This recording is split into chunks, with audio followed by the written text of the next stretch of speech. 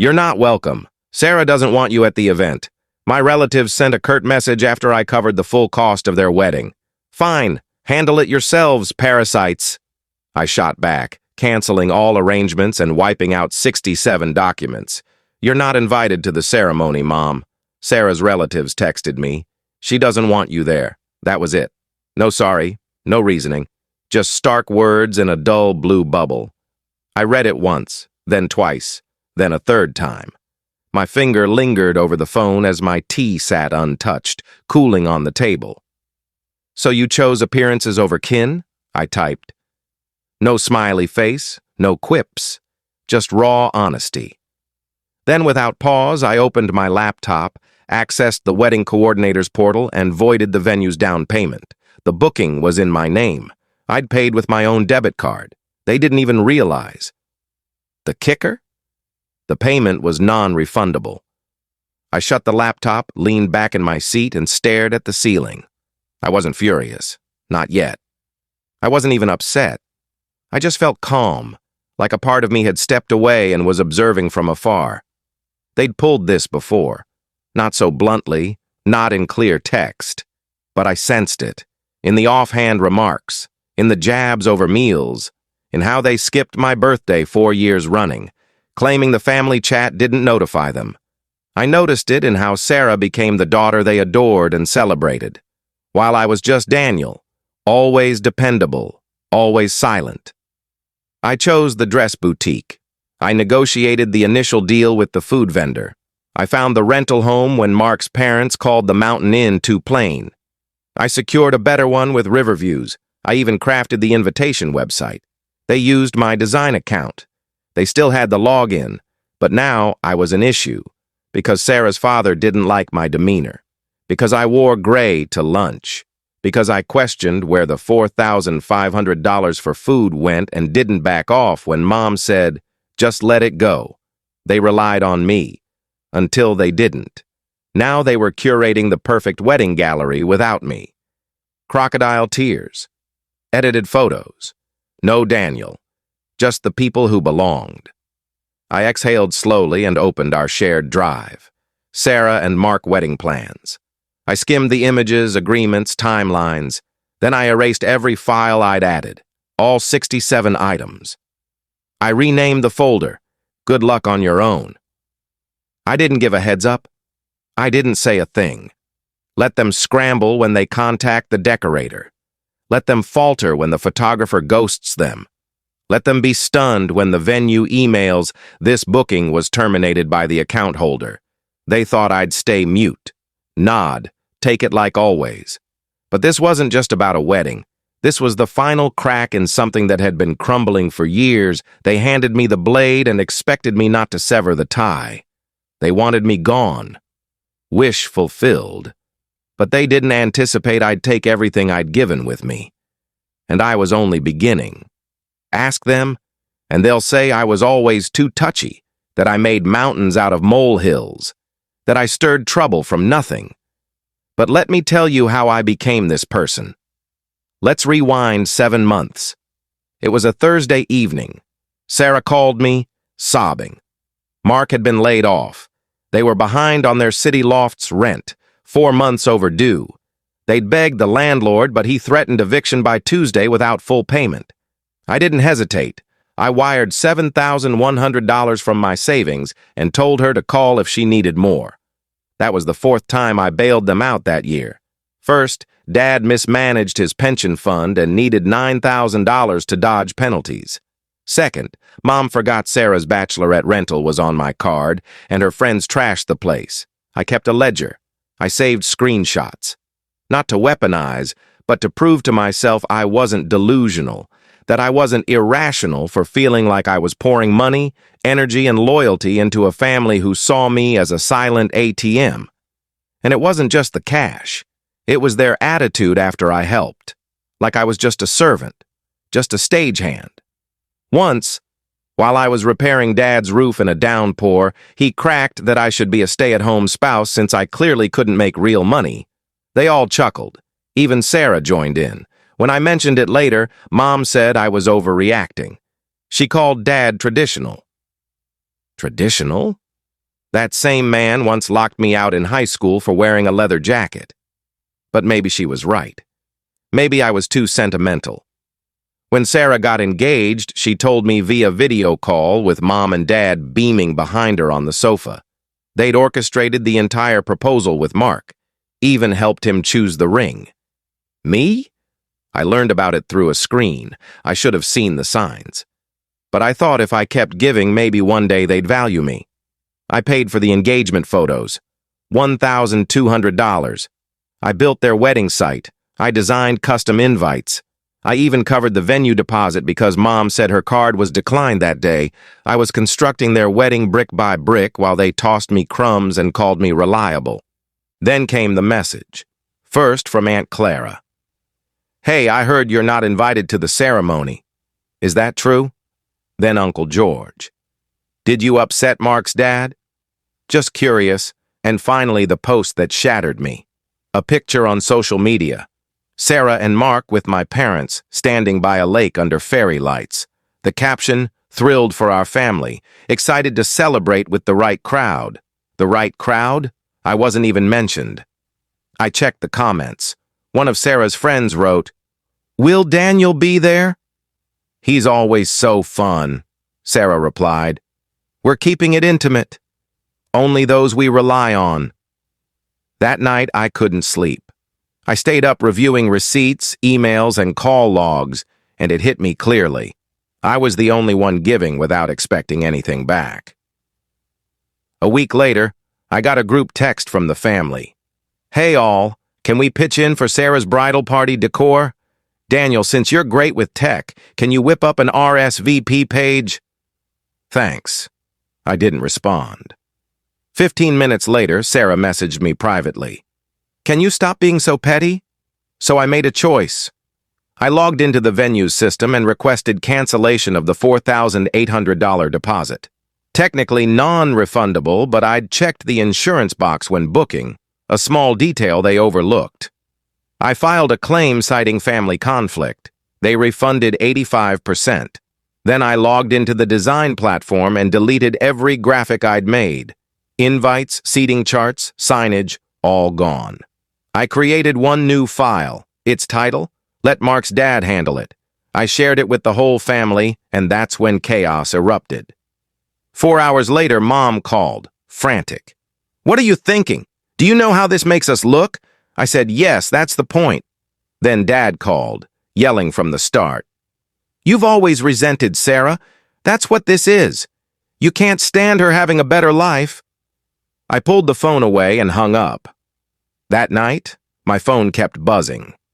Sarah posted a cryptic story online. The closest ones always wound you. Mom shared a photo of Sarah crying, captioned, "Nothing hurts more than your own brother destroying your daughter's moment." Messages flooded in, some from friends, others from cousins. A few asked, "Are you all right?" But most just accused. Why would you ruin her day? I ignored them all. Then a parcel arrived at my door. A plain envelope, no sender. Inside, a printed screenshot of a private chat. Sarah and her bridesmaids. She wrote, "We'll get Daniel to pay for the flowers too. Just play the only brother card. It never fails." Another bridesmaid added, "Mark can't stand him. Says Daniel gives him bad vibes, haha. And then, he's not coming to the wedding. I'll make sure. Watch." On top, a sticky note in familiar handwriting. "You deserve better, Rachel." I didn't know Rachel, but I would soon. And when I did, everything changed. Because Rachel didn't just have screenshots. She had voice recordings. The second I heard them, I knew my next move. The rehearsal dinner was at a pretentious orchard estate, a 40-minute drive from town. They called it pastoral elegance. I saw overpriced wine, glowing lanterns, and forced charm. But I wasn't there for the ambiance. I came to end it all. I arrived as the speeches began. Sarah was smiling. Mark had his arm around her. Dad looked uneasy. Mom avoided my gaze. They didn't expect me to show. To them, I was the antagonist in the shadows, the bitter brother who couldn't let go. But I wasn't bitter. I was finished. I walked to the center. "Pardon the interruption," I said, clinking a glass. The room stilled. Someone coughed awkwardly. Sarah glared. I pulled a portable speaker from my coat and set it on the table. Then I held up a USB drive. Mark stood. "What's this about?" he demanded. I met his eyes. "I'm giving you what you've earned." I hit play. A woman's voice came first. Sarah, giggling. "We'll make Daniel cover the flowers, too. Just lean on the only brother guilt. Works every time." The silence shattered. Someone inhaled sharply. A spoon clinked. No one stirred. I stood firm. Then another voice. "Mark can't stand him. Says Daniel gives him the creeps, LOL." Mark's face drained of color. Sarah lunged for the speaker. I blocked her. "Sit." I didn't ask. I commanded. Then the final clip played. Sarah again, voice sharp and smug. "He won't be at the wedding. I'll see to it. Just watch." I stopped the audio and faced the room. "Any questions?" Mark opened his mouth, then closed it. Dad rose, livid. "You think this is appropriate? You think now's the time? Sit," I barked. And for once, he did. I turned to Sarah. "I've spent over $20,000 on this wedding," I said. "I built your website. I secured your venue. I paid for your decorator. I did it because, foolishly, I thought it meant something. That we were family." Sarah was shaking. Her eyeliner streaked her face. "You don't get it," she started. "No, I cut her off. You don't. You never did. You didn't want me." I pulled out a binder. Printouts, screenshots, texts from Mom and Dad, PayPal receipts, invoices I'd settled, even a chat where Sarah called me their unpaid planner. I handed it to Mark. "Still want to marry her?" I asked. He stared at the pages, silent. Then a woman in a dark jacket stood from the back. She wore a lanyard and held a tablet. "Hello, all. Sorry to intrude," she said. "I'm Emma. I worked with Daniel. I also run a data recovery firm." She faced Sarah. "Daniel asked me to verify the files." She raised her tablet. "This audio is authentic. No alterations, no edits. It's from a cloud backup tied to your old number. I have the metadata to confirm it." Sarah's mouth fell open. Mom choked. Dad muttered, "Is this a stunt?" Emma smiled thinly. Far from it. Then the real twist. Mark looked at Sarah. "You said Daniel insulted you, threatened you, was unhinged." He held up the binder. "You lied." She grabbed his sleeve. "No, Mark, listen." "Don't touch me," he said. Then the room erupted. My aunt shouted. A glass tipped over. Mom tried to speak, but her voice broke. Through it all, I stood calm, quiet, watching. When the chaos peaked, I spoke one last time. "I'm not attending the wedding," I said. That was already decided. But now they'd proceed without my funds, my work, or my silence. Then I faced my parents. "You cut me off the moment I stopped being your tool," I said. "So I'm cutting the cord now." As I turned to leave, Mark's voice rang out. "This is over," he said firmly. Sarah let out a shrill wail, a sharp cry that cut like shards. "You can't do this now!" she screamed. "Oh," I said. But he just did. Then I walked out. No dramatic score, no cinematic exit. Just the faint sound of their world collapsing behind me. I didn't head home after that dinner. I didn't take the main road. I drove a back route north, to a place with no signal, no clamor. 2 months prior, I'd leased a tiny cabin in a remote hamlet, barely 500 souls, one cafe, one fuel stop. No one there cared about my past. That's why I picked it. I paid 8 months up front, no trace, no forwarding address, just solitude. For the first 4 days, I kept my phone off. No emails, no calls. I didn't talk to anyone. I sat on the deck with a mug of plain coffee, listening to crows bicker over branches they'd never claim. I didn't feel triumphant. I felt unburdened. No more tension headaches, no more obligation, no one pleading for cash, no more feigned care to secure favors. On the 5th day, I went to town and enrolled in something I'd always wanted, but never dared. A course in historical archiving at the local college. Old journals, faded postcards, stories of lives long past. For once, I was surrounded by things that endured. No forced grins, no manipulation, no you owe us. I started assisting at the town archive. I cataloged letters from the 1940s. I fixed a vintage typewriter, and for the first time, I didn't care if anyone noticed, because it was mine, wholly mine. The messages began a week later. They hit my old email, a backup account tied to a spare phone I rarely checked. I didn't read the first few, but the subject spoke volumes. Can we meet? You crossed a line. We're still kin. Then came blocked numbers, dozens. I kept the phone off.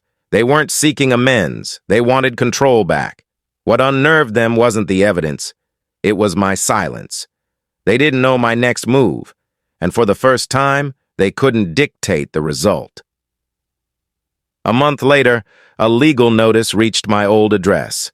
Dad had tried to offload a piece of family property, unaware that 3 years ago, after he nearly refinanced it behind my back, I'd placed a hold on the title. I'd secured it, just in case. He tripped the restriction himself. The deal fell through. The buyer bailed, and a fraud inquiry opened against him. Not because I exposed him, but because I didn't shield him this time. No public rants, no chat leaks. I just vanished. No holiday greetings, no last-second rescues, no vague promises for later. And that's what broke them. Because people like that don't fear consequences. They fear being erased. They fear a vacant stage. One day, I stopped by the local post office, not for mail, but to collect a small order. Behind me, someone was on a call. They said, I heard Sarah's fiancé left her before the ceremony, and her brother disappeared with all the funds. I didn't turn around. I didn't clarify. I just faded away. No contact number, no address, no way to find me. They thought my silence meant I was powerless. They didn't see that silence was my choice. A deliberate, measured goodbye, not with confrontation, but with absence. The kind you can't manipulate or guilt into returning. The kind that forces people to face what they've done. They can't lecture me now. They can't call when bills pile up or their cards declined. They can't fake warmth to squeeze out more help, because there's no us anymore. There's just them and a mailbox that stays silent. The thing is, when you leave people who built their lives on your sacrifice, they don't collapse right away. They stall, like someone cut the audio and they can't find the switch. That's what happened when it all unraveled.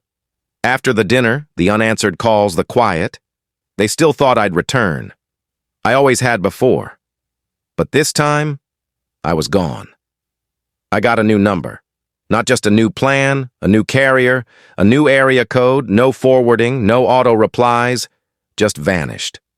I closed the joint account Dad had linked to me for emergencies. I moved my finances to a secure app. I updated my legal documents, removed every family member, even changed my emergency contact to none. Now it lists no one. They don't know where I live, where I work, what town, what country, or if I'm even breathing. And that drives them wild. 2 weeks ago, I drove past the wedding venue I'd canceled. It was empty, no activity. A weathered for sale sign leaned by the entrance, a wilted wreath discarded in the dirt. It felt fitting. I lowered the window. The air carried rain and remorse. Before leaving, I did one final thing. I walked to the mailbox by the gate and slipped in a small envelope. No sender. Inside, a copy of the last invoice I'd paid for the wedding. On top, a note. It read, "Thanks for less than nothing." I don't check the old email now, but sometimes, out of curiosity, I log in. One message sat unopened. "Please, just talk." I didn't click it. Another said, "We don't recognize you anymore." That one made me grin because they're finally correct. I'm not the one who wired cash at 2 a.m. I'm not the fallback. I'm not the one who managed their wedding, absorbed their complaints, stayed quiet, or lived in their shadow. I'm someone else now. Someone they can't touch, can't exploit, can't reshape. Last month, I got a new mailbox. Heavy duty, locked one-way drop. The installer asked what name to engrave. I said, "No name, just words." So now, on a small plaque beneath the slot it reads, "This box accepts no regrets, and every day the silence I've chosen speaks louder than words ever could." Thank you for watching Story. Please subscribe and hit the notification bell for more real-life stories.